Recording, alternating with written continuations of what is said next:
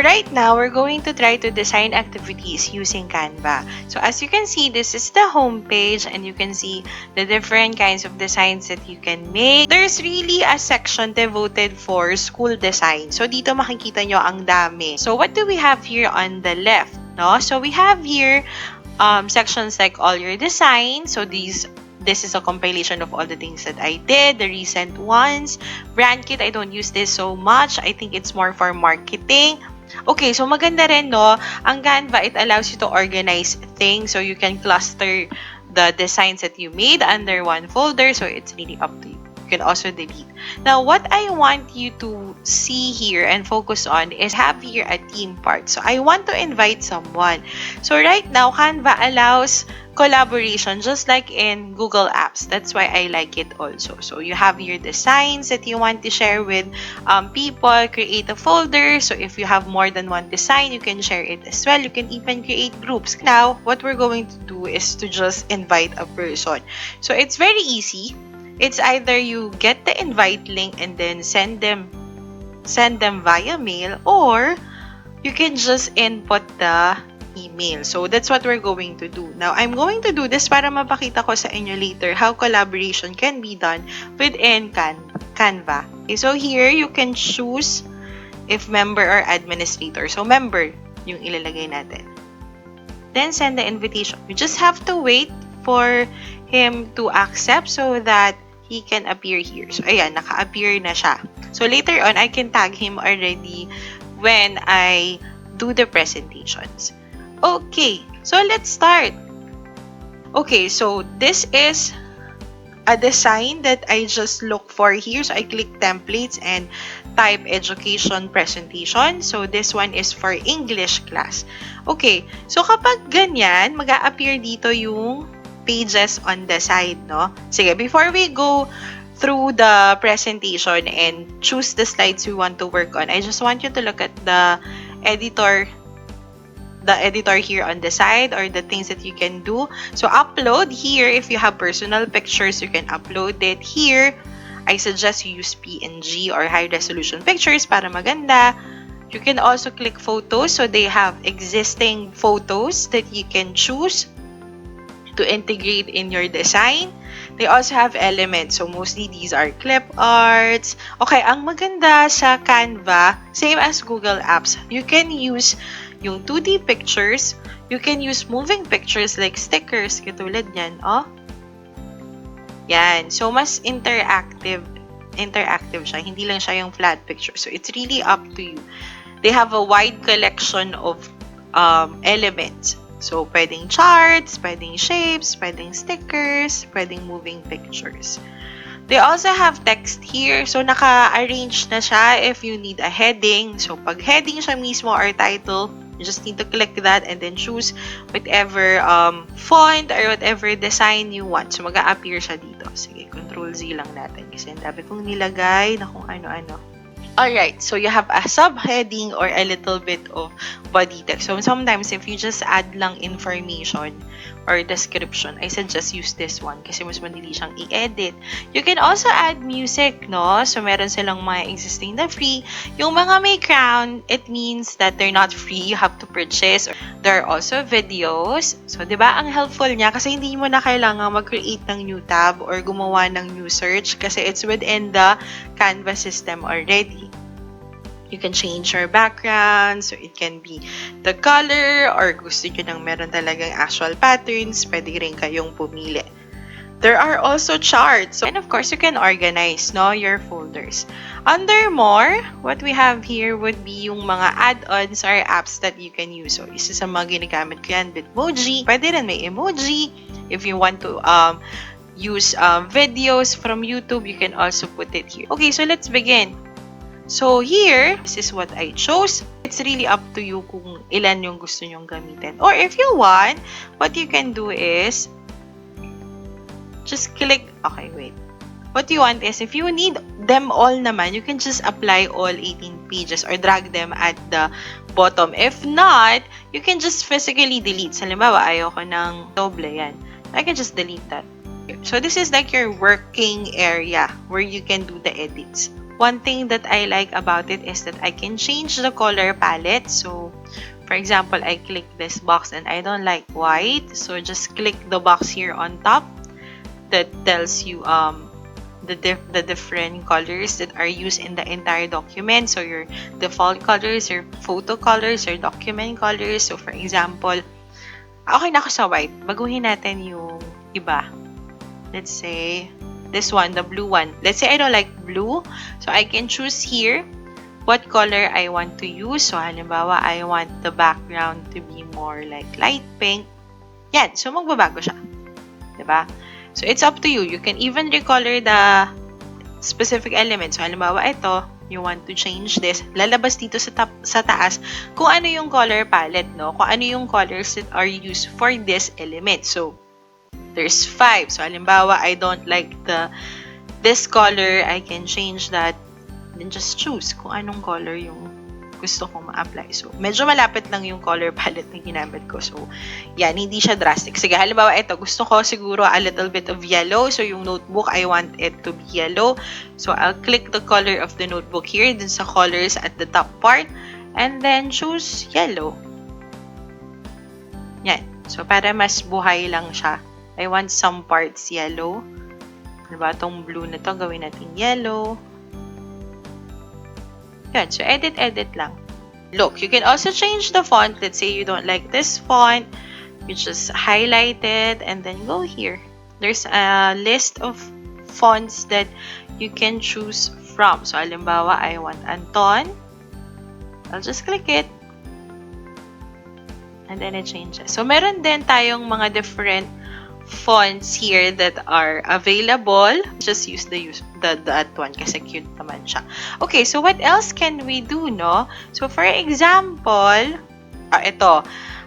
This one, it has the watermark, so I don't like that. So, what I'm going to do is I will just look for a picture that I can use. So, halimbawa, delete natin yan. Delete na rin natin tong element na to. Also, I'll change the color of the background. Let's use pink para consistent or a little bit darker kasi may pink dun sa bottom. And then, what I can do is look for an element. So, halimbawa, teacher. Ayan, may nakita na akong teacher dito. So, let's look for one. Okay. Click it here. Notice, medyo masakit siya sa mata, no? So, let's change the color. We can do that, no? So, individual elements. Kasi lahat ng colors naman na ginamit for this element, makikita mo sa taas. So, any color. Actually, kung anong gusto nyo. Wait, let's use blue. So, kanina, no? Yellow yung clothes. So, yan. Pwede mo siyang ibahin. Para medyo consistent dun sa colors that you want in the presentation. Then, we can also animate. So, there's an option to animate. So, for example, gusto ko siya mag-appear this way, like fade lang. May free view agad. So, kita mo na, no? Okay, so ayan. So, you can make all those changes. You can put text, you can change the background, or you can put elements and photos, whatever it is that you like to add.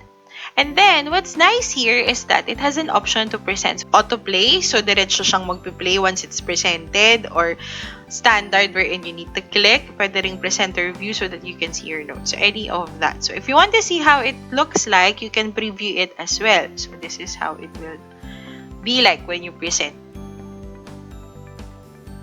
Yun. So, may transition siya. Okay. And then, ang maganda sa Canva, you have a variety of options for saving. So, for example, you want to download this. You can save it as a video. Especially if may animation kasi, magiging video talaga siya. You can choose which pages you want to include. Now, if you want to download it, you can also change the format, no? So, pwede rin siyang PDF para kung offline yung kids nyo, they can still scroll and study it. It can also be exported as websites. Kaya lang, kasi dahil may premium elements tayo, tanggalin muna natin yung premium elements. Premium elements, yun yung mga may watermark. Within the presentation, there are free illustrations. So, kanina, basta hindi premium kasi ito, halimbawa ito premium, tanggalin na natin. Kung free naman, magagamit mo yung mga existing na pictures here. There are icons that you can also use. Again, you can recolor this. Okay, so one option na maganda with Canva, you can actually make this into a website. So here under present, yung arrow dyan, so pwede nyo siyang i-download. Pwede mo siyang i-convert to a Microsoft PowerPoint, or the link for this one, you can embed in your Google Classroom, or you can show it as a website. So, maganda siyang tingnan kapag website. And then there are options here kung gusto nyong scrolling, classic navigation, or standard. So, let's use the scrolling na lang. Yan, para single page. There, and then you can just give the link so that they can access this website. Ayan, diba? May sarili siyang webpage. Okay, and then the elements are moving. So, you just have to scroll down and you can look at the second page already. And if you put animations, automatically mag-a-appear sila. Okay, what else can we do? So, for example, you're doing this with your team. Kasi halimbawa, may ka-team teach kayo. What you can do is that you highlight this and then you can insert a comment. So, you see here the dialog box with the plus sign. So, for example, one person in my team needs to make adjustments, or I need the agreement or approval of my teammates. So, pwede kong ilagay dito at, and then the person I'm working with, Recor Pineda, please check the font. Click reply, and then he can also reply. So, this is the part of Canva that fosters collaboration. Okay? So, there. Pwede rin yan for worksheets. This is a printable worksheet. But if I want a digital worksheet, so mas colored yun.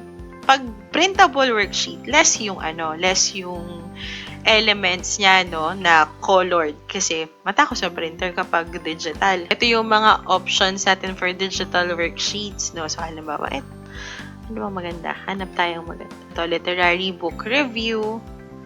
Yan. So, meron siyang elements wherein the kid can type. So, if you want, you can put a text box here. Yan. Tapos, just download it. The kid can work on it already. Pero, mas magasto siya sa ink kasi mas marami siyang colored parts. So, I'm not going to show you how to edit all, ha? Only the ones that are we will most likely use for our classes, no? Okay, so here. So, marami kasing free na sa online, pero sometimes, they do not target, some of them do not target the skills that we want the kids to, or our students to demonstrate. So, gagawa pa rin tayo. Pero don't worry kasi may templates na si Canva. So, pwede natin siyang bagu-baguhin. Okay, so for example, this one, I don't like the colors for one and the font. Kasi I don't want this font. Gusto ko tama yung letter A niya. So, I can just highlight that and change that. Sige, hanap tayo ng font na hindi natama yung letter A. Ayan. Okay. If I want to be able to edit this, it's best for me to ungroup the elements. So, right-click, ungroup. Yan. Kasi kapag group siya, lahat ng elements na magkakasama, they'll move together. Okay, so naka-ungroup na to, I can change the font size. Let's say it's 12 para maayos ko yung layout. Okay, yan. Mas maayos siya. And then, I can replace the pictures. Either I recolor or replace it entirely. Kasi halimbawa ito, medyo masakit siya sa mata, no, for young kids. So, I wouldn't recommend these colors. So, what do I do is I'll go to Elements and then look for Cat. Cat. Ayan. So, mas may mga magagandang options. So, I can just take this out and put Cat here. I don't like the font that they used here. Let's use yung kanina na font natin. Lalabas naman sa taas yung recent font na ginamit nyo. So, mas madali. So, ayan. Para mas mas friendlier. No? Lakihan natin konti. So, if you want to change the size, you can just drag it like that para mas malaki. Oh, sorry. I'll make it bigger. Okay, yan. So, mas maganda siya for me. Tapos, if for example, you don't want that line, you want a line, kasi halimbawa, young kid yung gagawa nito, no? We can actually look for writing line. Writing lines. So, marami siya. Okay, so I'd rather use this kasi ito may dotted line. So, we can change the color of that one. Make it red. Tapos, yung gilid, no, let's make it blue para we can have the blue, red, blue line. And tapos, we'll just edit this, no, kasi we have 3. So, ang maganda sa writing line ng Canva, you just have to drag it down to create more writing lines, and then you can just drag it up to create less. So, ayan. So, isa na lang siya. Tapos, kung gusto nating dagdagan, drag it down. See? Very easy. So, drag it up. Okay, so we only have 1 here already. So, pwede natin siyang ilagay dito. Okay. So, there. So, pwede tayo maglagay ng writing lines and then change the different parts of this worksheet. So, I'll put graphic organizers. Ayan, halimbawa to.